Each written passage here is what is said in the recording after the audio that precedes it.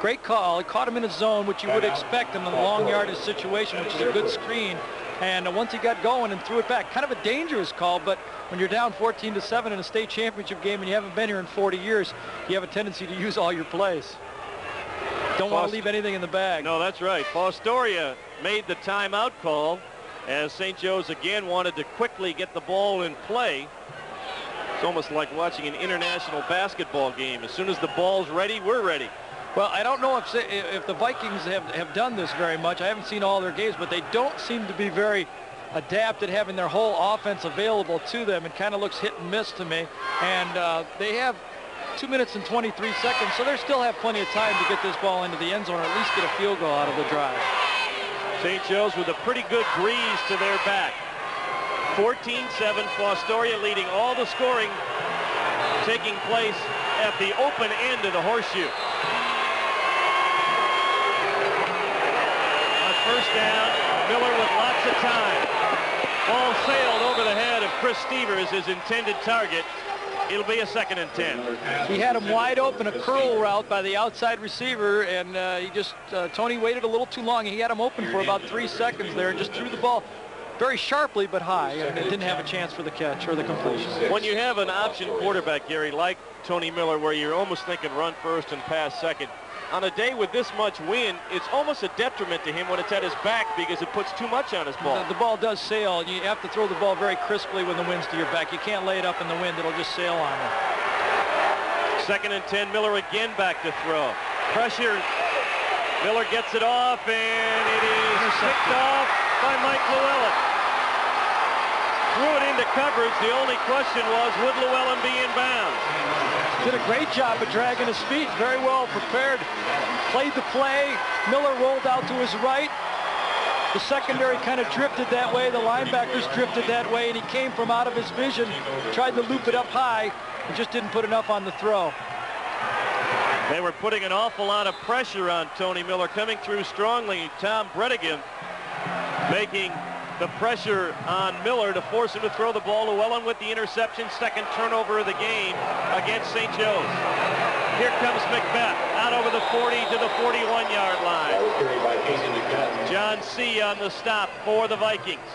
Macbeth nearing the 100-yard mark in the first half. He now has 85 yards on the ground. And he's got about another 35 in the air, too, that he was a 1-yard pass that he ran the rest of the way. 2nd down and a long 3. The fullback, Hernandez, will be a yard shy of the first down. Mark Wurtenberger making the stop for St. Joe's. Clock down to the final minute and a half. Fostoria with 2 timeouts remaining. Looks like Coach Kidwell is going to be satisfied with a 14-7. He's not going to do anything too elaborate here. If something pops and they get a run inside the 40-yard line, he may try to do something and line up quickly, but right now he's going to be satisfied with what he's accomplished. Fostoria will get the ball to start the second half, so you can afford to be a little cautious on this possession. Macbeth spun away, and he'll not get the first down. I don't believe. Depends on the spot. Nigel Pickett among others on the stop for first down. St. Joe's, but he did pick up the first down. That's how deceiving it is, though. It looks like he was stopped for at least a loss or at the most no gain, and Macbeth is so strong and the push is so strong up front that he's at the line of scrimmage as soon as he gets his full head of steam, and when he breaks it, he's 5 or 6 yard gains.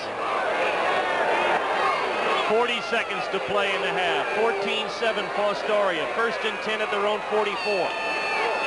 Kidwell on the bootleg. Careful. Picked off by Nigel Pickett. He's run out of bounds in Fostoria territory near the 45-yard line. So after being rather cautious, they tried to go upfield, and Kidwell is picked off. Well, you think St. Joe's now will have at least 2 or 3 plays to try to throw the ball in the end zone. Kidwell comes out. His receiver kind of fakes to the sideline and then goes behind the receiver at the last second. He's out of the picture there, so it wasn't as bad a throw as it appeared on television. Miller going to the sidelines. His receiver slipped and fell. It falls incomplete as Chris Stevers was the intended target. 25 seconds to go in the half. Keep in mind, Andy Penkowski is a pretty fair place kicker for St. Joe's, and he has a very strong breeze to his back. This really hurts the 2 timeouts that was called against the Vikings early in this quarter. One because of a broken shin strap and the other on a kind of a disputed call when no one thought they called timeout. They need him right now. 2nd and 10. Miller going to Stevers. Double pass. He's throwing the ball deep downfield, and it is picked off. Picked off by Aaron Hampton. They tried the double pass, and Aaron Hampton, playing center field, comes up with the 2nd interception in 3 plays. Well, it probably was worth the gamble right here. St. Joe's does not have the passing attack to get that ball to move as far, so they tried the trick play, the gadget play, and he just didn't have enough time to find an open receiver that was way down the field, and probably would have needed Terry Bradshaw to throw it that far anyway, because it would have been a transcontinental throw. So we're going to go 14-7 into halftime. First half is history here at Ohio Stadium in the Division II State High School Championship game. The Fostoria Redmen, with 2 second quarter scores, lead the St. Joe's Vikings from Cleveland 14-7. We'll be back with halftime activities right after this. Back at Ohio Stadium on the campus of Ohio State University, Fostoria leading Cleveland St. Joseph 14-7 at halftime. Let's go down to the field to Paul Cox with a special guest from the High School Athletic Association. Thank you, Jack. We are here with an Associate Commissioner of the Ohio High School Athletic Association, Deborah Moore. And Deborah, we couldn't ask for a finer football game today and a bunch of finer football games yesterday. You're absolutely right. It's been very exciting. These 2 teams appear to be well matched. Great crowd here. Excellent football. Now, this is, of course, just one of a number of high school sports championships that you're involved with, right? That's correct. We offer 22 sports championships in Ohio High School. And how do you keep all those straight, anyway? Well, there are 6 of us on the staff, and we each have our own responsibilities for the various tournaments. How much hands-on experience, for instance, or hands-on involvement does the Athletic Association have with this particular tournament? Well, quite a bit. We have all 6 of our staff members here. Of course, we're in charge of managing the teams and the officials and making sure that the liaison with the Ohio State University goes very smoothly. How about the setting up of accommodations and so on? Excuse me? How about the setting up of accommodations and so on? Is that also your responsibility? Yes, sir. We do handle that out of our office as well. Now, how much more complicated has the game become over the last few years when the high school sports scene has embraced girls' sports as well? Well, certainly much more complex, but we feel that that was an excellent move. We have 10 sports that we sponsor for girls. I work with the field hockey and the volleyball in the fall, and with girls gymnastics in the winter, and then with track and field in the spring. And it's just all so exciting for the kids. I mean, there's no sport, I don't think, that involves more than football, but gee whiz, hundreds of thousands of kids all involved, their parents involved. It's almost like the whole state is involved in high school athletics in one form or another. That's right. It's really excellent when you get the opportunity to come out and see this type of competition and to see the sportsmanship and the fan involvement. It's just terrific. You mentioned that word sportsmanship. How important is that? How do you work to foster that? Well, it's extremely important. We work with our member schools in order to promote that. There are strategies that we like our member schools to employ to encourage their fans, their players, and their coaching staff to be involved in that. We look at our competitors as friendly rivals. Very good. Thank you. Deborah Moore, the Associate Commissioner of the Ohio High School Athletic Association. Halftime on the sidelines. Back up to you, Jack. All right, Paul, thank you very much. We are at halftime here in Columbus as the Redmen Marching Band entertains the fans. 14-7, Fostoria on top. We'll be back with more from Columbus right after this.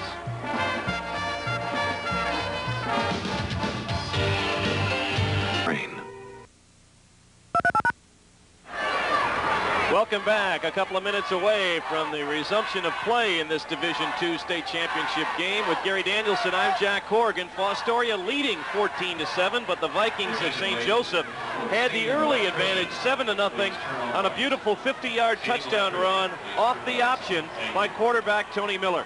A well-conceived play. Tony Miller makes a fake inside to hold the line. They ran it from an unbalanced line, and once he turned up, they caught him with one man short. The Fostoria did not adjust into the secondary. No one's going to lay a hand on him. Tony Miller gets around the corner, and he's going to sprint right into the end zone. 50-yard play, very easily, very well conceived, 7-0 St. Joe's. Fostoria responded immediately, coming back following the Cleveland St. Joe's touchdown. They marched down the field and then got their equalizer on a 29-yard touchdown pass to Casey McBeth. Couple great plays. Derek Kidwell here looks downfield, doesn't see anybody open, drops the ball off to Casey McBeth. Casey makes the great catch, one-handed. Two people come, get inside out on him, not the proper type of pursuit. Once he turns the corner, he can go either way with this run. Fakes out the remaining defensive back, cuts back, and he's into the end zone. 7-7 tie. That tied the game at 7. On the next possession, Tony Miller was sacked and fumbled the football. Fostoria took over on the St. Joe's 34 and marched in behind McBeth again. This really shows the difference in the game. As you can see, the push into the end zone.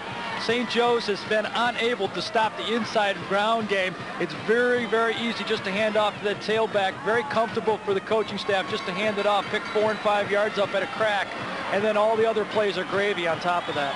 Well, of course, Gary, you spent your pro career on the offensive side of the football.